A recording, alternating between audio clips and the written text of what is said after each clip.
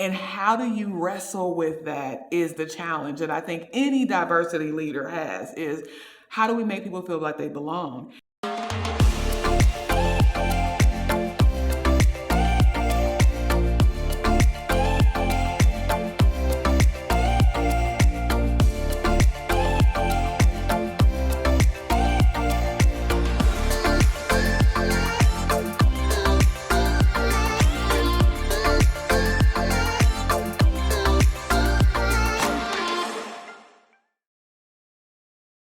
The first thing I would say is I'm a mother of two and a wife. I probably should have said wife first, but a mother of two and a 12-year-old and a 9-year-old.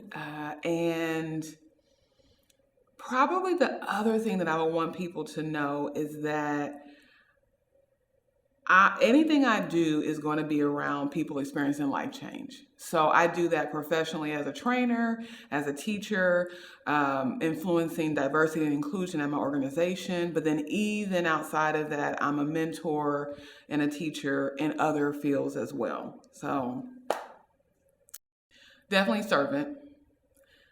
Any good leader that I've known has always put their people before them. That ultimately that. And to me, leadership is getting vision from wherever you get vision from, getting people motivated around that vision and allocating them in the right place to get it done. But at the end of the day, your people shine.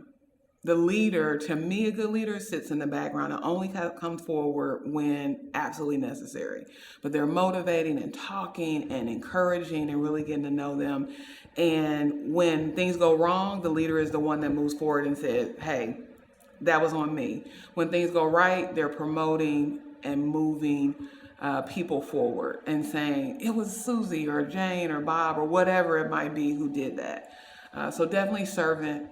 And then visionary would be my top two for leadership.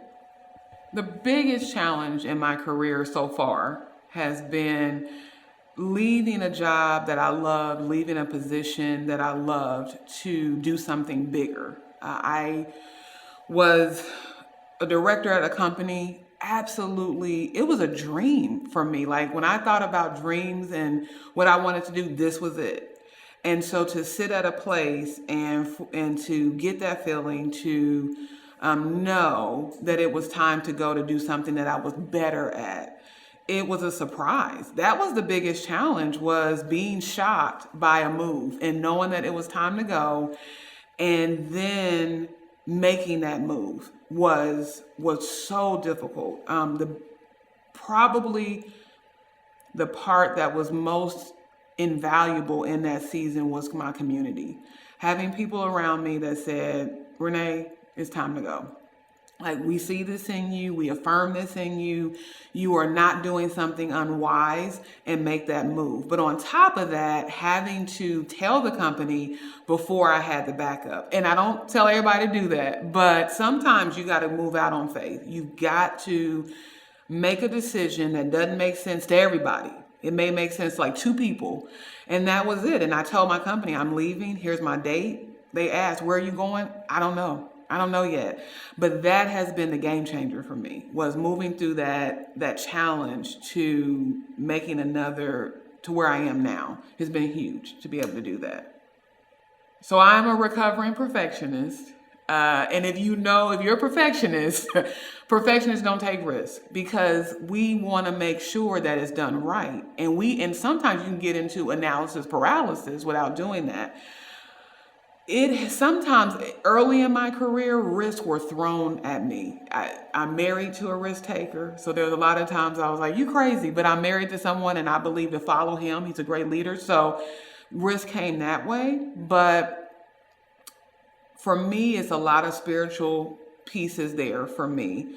But also, again, mentorship and community. And so many times people have seen things in me that I didn't see in myself. And so what felt like a risk for me, somebody else was like, this is right up your alley. Like, why are you nervous about that?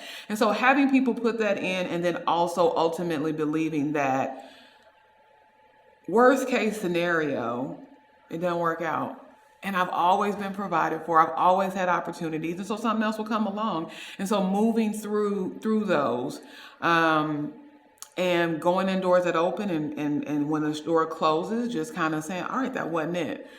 But yeah, really, a community is a big piece that so many times as people move up in their career, if they didn't cultivate it early on, it's too late.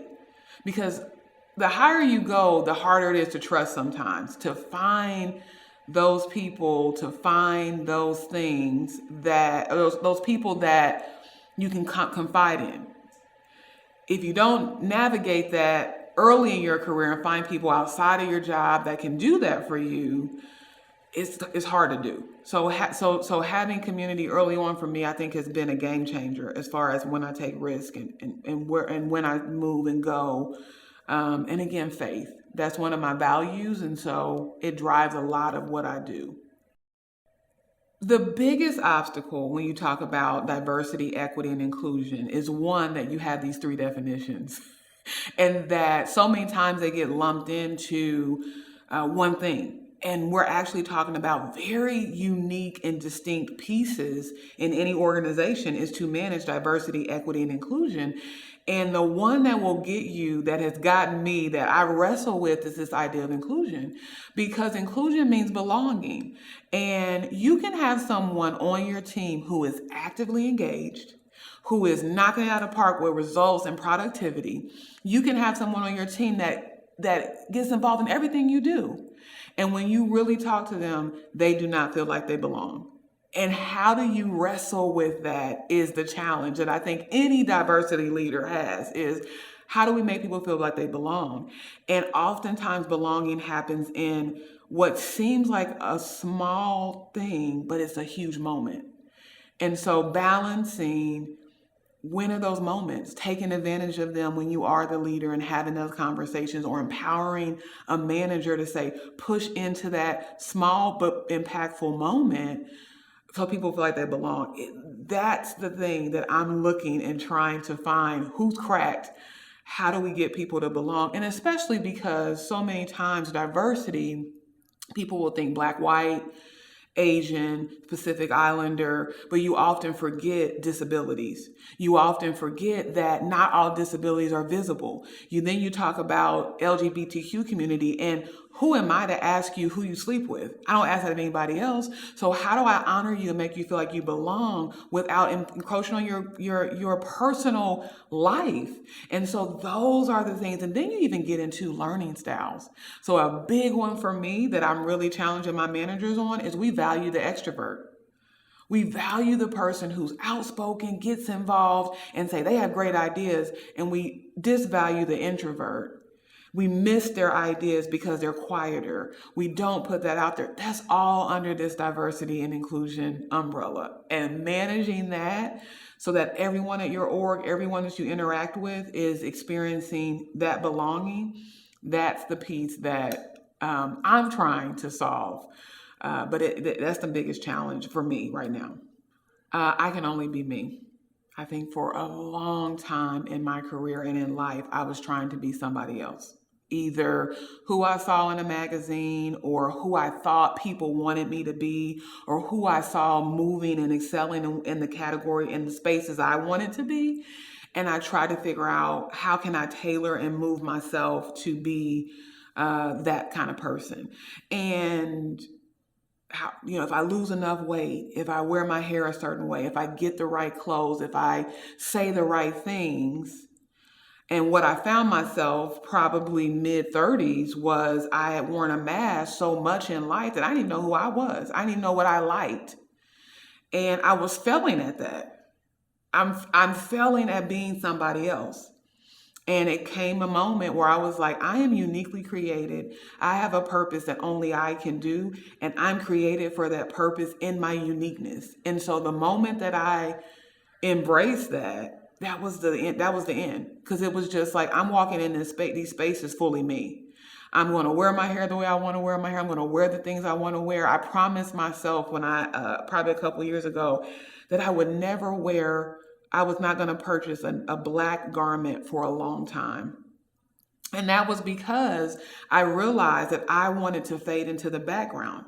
For so long, I thought, I will be your supporter. I will give you all the data you need. I will set the leader up for success, and let me be in the background. And Black let me do that. And I realized, I was like, sometimes I'm gonna be the supporter, and sometimes I'm gonna be out front, and that's okay. And let's embrace that. And so the moment I started to embrace me, that that changed everything. That there were doors that never were open that opened up. And I'm like, what did I do differently? And it was like, you're your authentic self. And people appreciate, they are drawn to authenticity, transparency, and vulnerability. We need it. We thrive. We need that. And so when you see someone who is trying to do that, you're drawn to it because you want it so much. You're like, tell me about it. And so what I find now is as I become more authentically me, I have more people coming into my space saying, how do you do that? And I think that is what's pushed me the furthest in my career, in my trajectory of what I'm doing. And especially in the diversity and inclusion space. Because how can I ask you to be authentic? How can I ask you to be transparent and vulnerable, and I'm not willing to do that? That's a hypocrite at its best. So as I'm walking into this space, I've got to say I'm fully me and present in the wherever I'm at as well. I would just tell anybody, but especially people who feel like they're from a disenfranchised or an underrepresented people group, especially in growing and being up in America and seeing images that you see, that you are not a mistake, and that you're not on a plan B, C, or D. You're on the plan you're supposed to with all the crazy stuff that happens in life. Like it wasn't a mistake.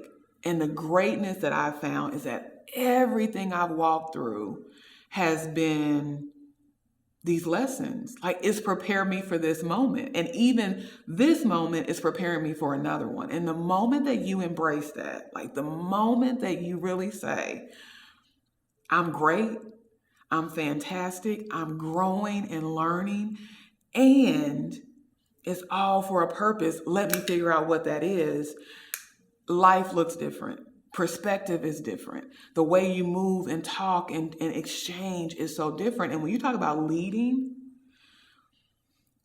good leaders are givers and not takers. And when you have an insecure leader, and if you whoever's watching this, when you have an insecure leader, you know them because they always want to take from you. They need you to be good so they can be good. They need you to affirm them. They need you to tell them. They don't want any bad feedback, all good feedback. And oftentimes the insecure leader is wearing a mask. They don't know who they are, and they are trying to get that from everyone. And it kills, it sucks the life out of the team, and nobody wants to be around them. And they only are there to make money, to just get the paycheck. When you have a leader who is whole, and they come into the picture, they are just giving out of that overflow of that wholeness, and they're trying to empower, and they're telling, and they're just leading their team in such a way, or whoever they're leading, because you don't have to have a team all the time. Sometimes you just are influencing. You're just around people and you're giving influence. But whatever they are, they're life givers. And so I would just say that be a life giver. And sometimes to be a life-giving leader, you got to go to counseling. You got to work through some trauma. You got to work through those hurts. You got to figure out perfection. You got to do your work so that you can give life. Because if you don't do your work, oftentimes you don't even know you're sucking the life out of your team, out of your people, out of your family. So that would be my closing would be, do the work as a leader. If you want to be a good leader, do your work so that you're not an insecure leader, and so that you can be life-giving, because that is going to change anything in any industry that you're in. That doesn't change. I don't care what industry. I'll argue. I don't care what industry you're in.